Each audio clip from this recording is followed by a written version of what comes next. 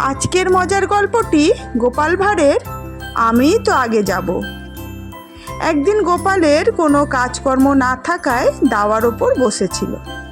এমন সময় একজন কম বয়সী বাবাজি এসে কিছু সাহায্য চাইল। গোপালের তখন খুব নাম ডাক, মহারাজ কৃষ্ণচন্দ্রের কৃপায় ভালোই রোজগার হচ্ছে।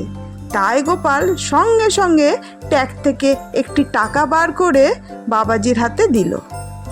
নগদ একটি টাকা পেয়ে বাবাজি খুব খুশি হয়ে ফিরে চাইল।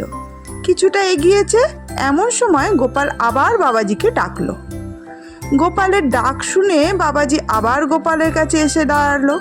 গোপাল জিজ্ঞাসা করলো, তোমার বয়স কত হলো বাবাজি? বাবাজি বললে, আমার বয়স এখন 15। এই কথা শুনে গোপাল বললে, তুমি আমার টাকাটা ফেরত দাও তো বাপু।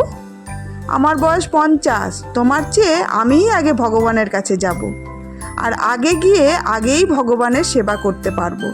তোমার যা বয়স তাতে তুমি তো আমার অনেক পরে যাবে, তার জন্যে আগে থেকে টাকা নেবার দরকার কি?